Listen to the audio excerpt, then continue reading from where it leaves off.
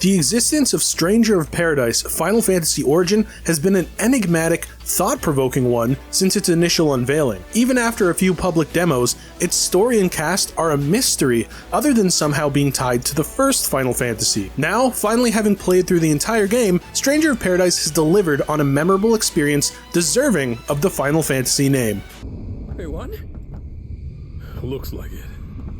Then why doesn't it feel like it? Throughout Stranger of Paradise, players control the protagonist Jack as he and his allies seek to rid the world of chaos and restore the elemental crystals. The concept is relatively simple, still a plethora of contextual clues and notable vagueness make it clear that achieving this goal isn't so cut and dry. Other than the more apparent mysteries of who Jack and company are, as they are in fact the Strangers of Paradise, secrets regarding the passage of time and why there are 5 crystal bearers as opposed to the 4 of the classic prophecy are tackled. I found myself engaged by the narrative due to its ties to the original Final Fantasy, alongside the relationships between Jack and the party members. While there's less on-screen bonding and conversation than I would have preferred, the cast's dichotomies feel genuine. Still, Jack's bluntness and other particular elements, like the arguably unintentional humor, will make the experience mixed for some players, making story attachment a bit difficult. I was able to find both hilarity and intrigue in these interactions, but it's definitely not for everyone. However, I was disappointed by the lack of compulsory visits to the central hub, Cornelia. After the title's start, where Jack and company receive their mission, Cornelia almost feels forgotten about for an extensive amount of time aside from the updated NPC dialogue.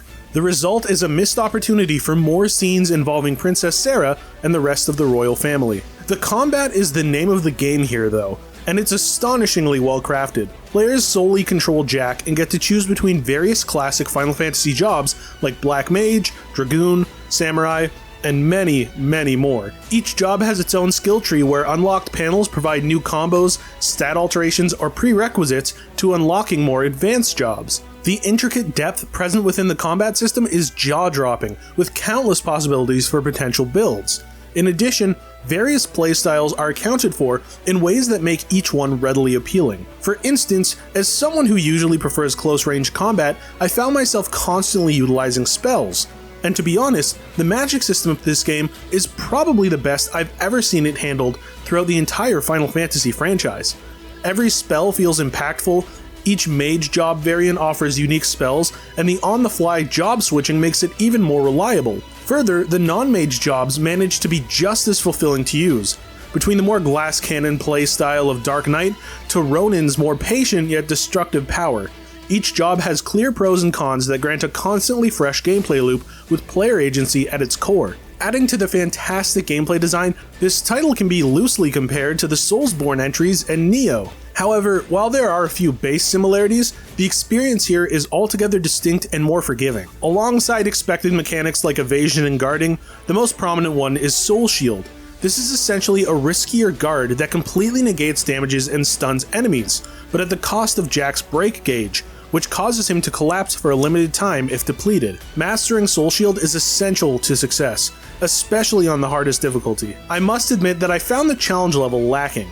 The boss design is fair and creative, yet they're a tad too straightforward to read, leading to elementary victories. Ultimately, I primarily attribute this general ease of difficulty to the Soul Shield mechanic, which, even when accounting for Jack's break gauge, is too generous in its window of availability.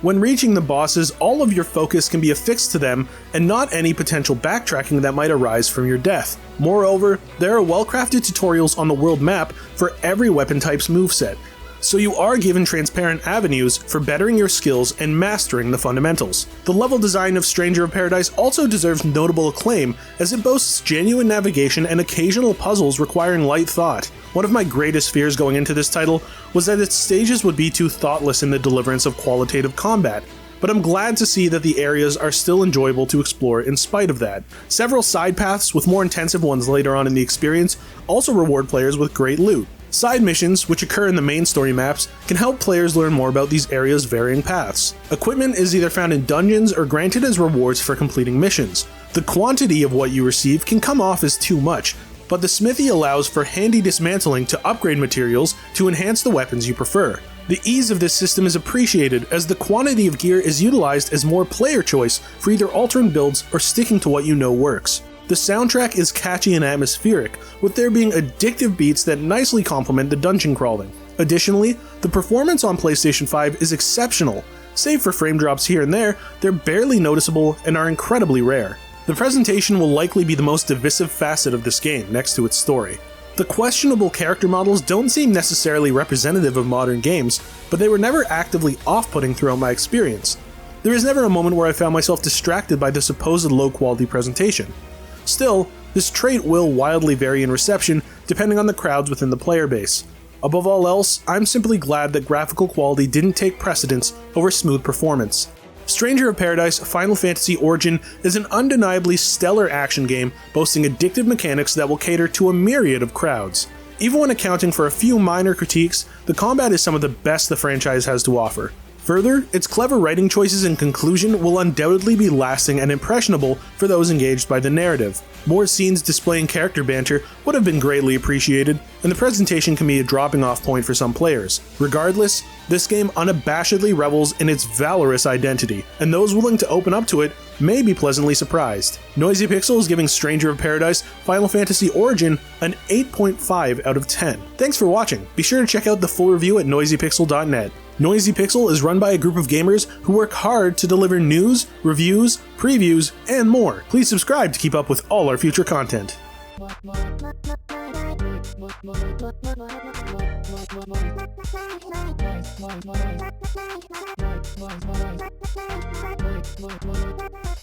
Noisy Pixel.